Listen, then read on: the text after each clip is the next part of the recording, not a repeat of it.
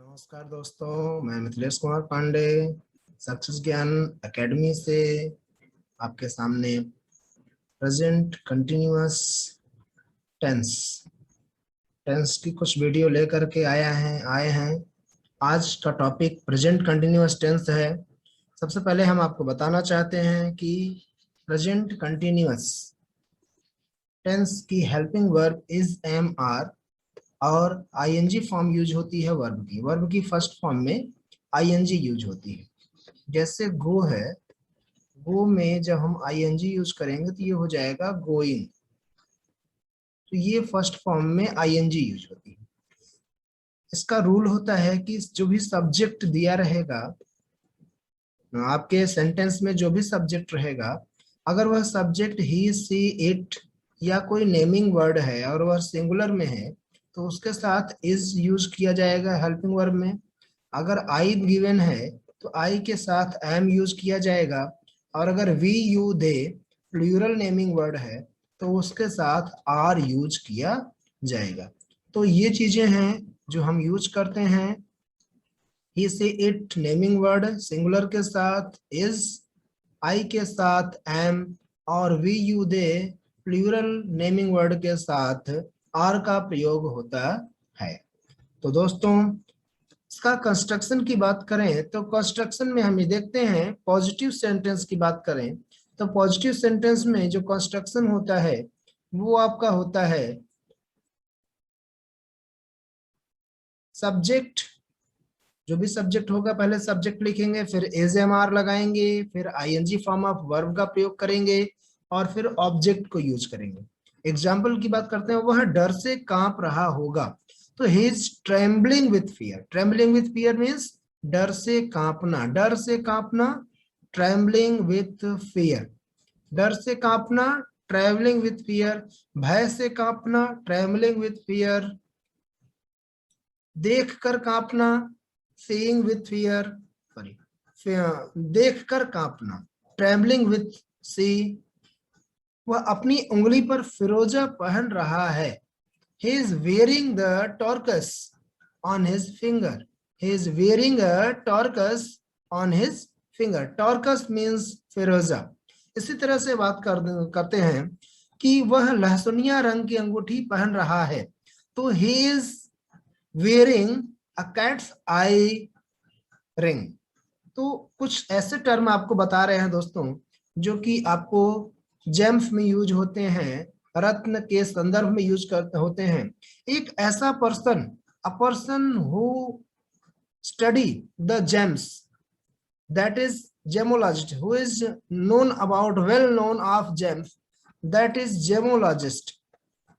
एक ऐसा पर्सन जो जेम्स का इसको स्टडी करता है तो उस साइंस को हम जेमोलॉजी कहते हैं।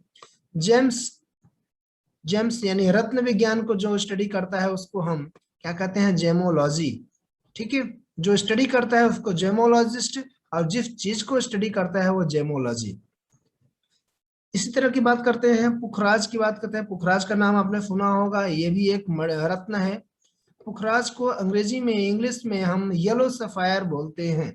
Yellow sapphire, that is a pukhraj. मूंगा, मूंगा को कोरल बोला जाता है। इसी तरह से लहसुनिया रंग कैट्स आई बोलते हैं। टोपॉज को हम सुनहला पुखराज बोलते हैं। पन्ना, पन्ना एक आभूषण होता है, आभूषण, इसको हम एमरोल्ड बोलते हैं, एमरोल्ड। इसी तरह से गोमेद होता है, गोमेद भी आभूषण होता है, इसको हम काउज फैट बोलते हैं, गोमेद काउज फैट। नीलम, नीलम भी आभूषण होती है, बहुत ही कीमती आभूषण होता है, इसको सफायर बोलते हैं। इसी तरह से पल्स, पल्स को हम हिंदी में मोती बोलते हैं। रूबी मणिक बोलते हैं। क्रिस्टल स्फटिक होता है। इसी तरह से ओपल, ओपल मीन्स दुधिया रंग होता है। हॉर्स शू को घोड़े की नाल कहा जाता है। तो ये ऐसे वर्ड हैं जो हम जेम्स के लिए यूज करते हैं।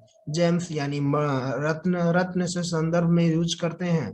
तो इनका नॉलेज होना हमें बहुत ही जरूरी है। तो दोस्तों याद रखिएगा, ये इन सब का नॉलेज आपको बहुत ही जरूरी है। चलते हैं हम नेगेटिव सेंटेंस की बात करते हैं। जैसे नेगेटिव सेंटेंस का जो कंस्ट्रक्शन होता है वो कंस्ट्रक्शन ये होता है कि उसमें आपका सबसे पहले सब्जेक्ट आता है, फिर एजेएमआर आता है, फिर नॉट आता है, फिर वर्ब आईएनजी आता है और फिर ऑब्जेक्ट आता है।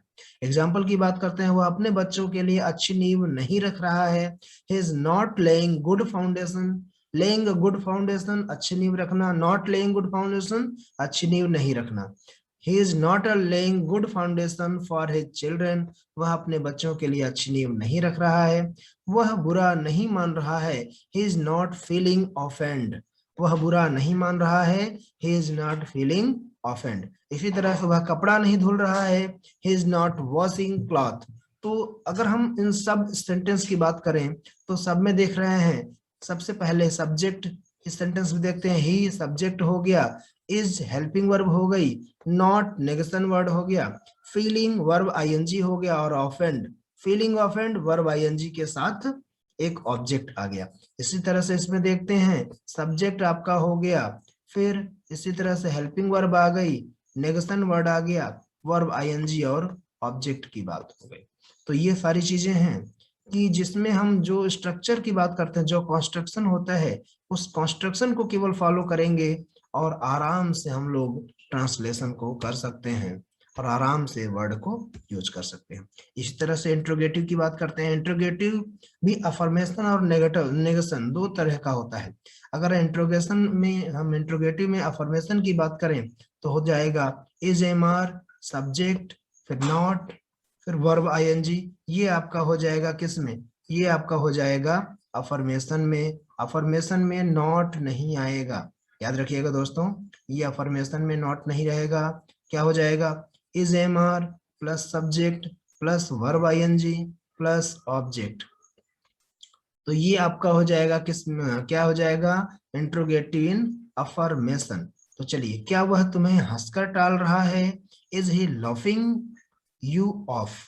क्या नल से पानी टपक रहा है, is water dripping from the tap. क्या नल से पानी टपक रहा है, is water dripping from the tap. इसी तरह से नेगेशन की बात करते हैं तो इसका स्ट्रक्चर हो जाएगा इज एमआर, व सब्जेक्ट, फिर नॉट, फिर वर्ब आईएनजी और फिर ऑब्जेक्ट। तो एग्जाम्पल की बात करते हैं, क्या वह आजकल खाना नहीं खा रहा है, is he not having food nowadays. क्या वह आजकल खाना नहीं खा रहा है, is he not having food nowadays. तो ये आपका हो जाएगा इंट्रोगेशन में। अब इसके बाद चलते हैं डबल इंट्रोगेटिव आते हैं, जिसमें अफर्मेशन और नेगेशन दोनों तरह की चीजें आती हैं। डबल इंट्रोगेशन में हम क्या करते हैं, पहले WH वर्ड जो भी दिया रहता है, जो भी इंट्रोगेशन वर्ड होता है पहले उसको यूज करते हैं WH वर्ड, फिर इज एमआर यूज करते हैं, फिर सब्जेक्ट यूज करते हैं, फिर वर्ब आईएनजी फॉर्म यूज किया जाता है, फिर ऑब्जेक्ट यूज किया जाता है। जैसे वह ऑपरेशन क्यों करवा रहा है, why is undergoing an operation. Operation करवाना, अंडरगोइंग, अंडरगोइंग एन ऑपरेशन। वह ऑपरेशन क्यों करवा रहा है, why he undergoing an operation. Double interrogation भी नेगेटिव में फॉर्म में होता है। उसका कंस्ट्रक्शन होगा पहले WH वर्ड, फिर इज एमआर, फिर सब्जेक्ट, फिर नॉट, फिर वर्ब आईएनजी, फिर ऑब्जेक्ट। जैसे तुम पिताजी के लिए खाना क्यों नहीं गर्म कर रहे हो, why are you not heating up the food for father.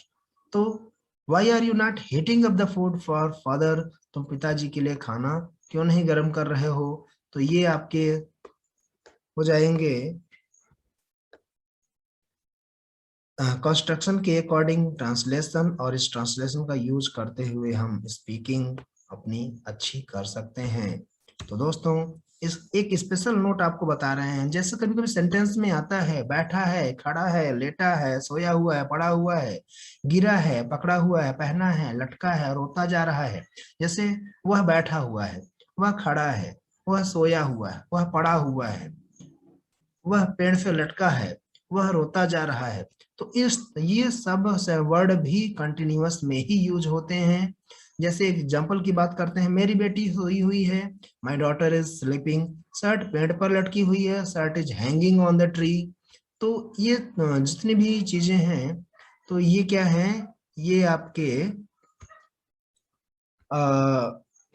सारी चीजें कंटिन्यूअस में यूज होती हैं। दोस्तों अगर वीडियो आपको पसंद आई होगी तो शेयर करिएगा, लाइक करिएगा और सब्सक्राइब जरूर करिएगा। और सक्सेस ज्ञान एकेडमी नैनी प्रयागराज के लिंक को आप अधिक से अधिक शेयर करिए, जिससे आपको अच्छे से अच्छी वीडियो आपके पास अवेलेबल होती रहे। और जैसे जब आपको वीडियो अवेलेबल होती रहेगी तो आप आसानी से मतलब जो भी चीजें हैं आपको समझ में आएंगी। हाँ, अगर कहीं भी आपको किसी भी चीजों में प्रॉब्लम होती है, अगर आपको कोई भी चीज नहीं समझ में आती है, तो बेशक डिस्क्रिप्शन बॉक्स में लास्ट पेज में नंबर्स भी दिए गए हैं, आप उस पे भी कॉल कर सकते हैं, कॉल करके भी आप जानकारी ले सकते हैं। तो बने रहिए चैनल पर और सब्सक्राइब करिए।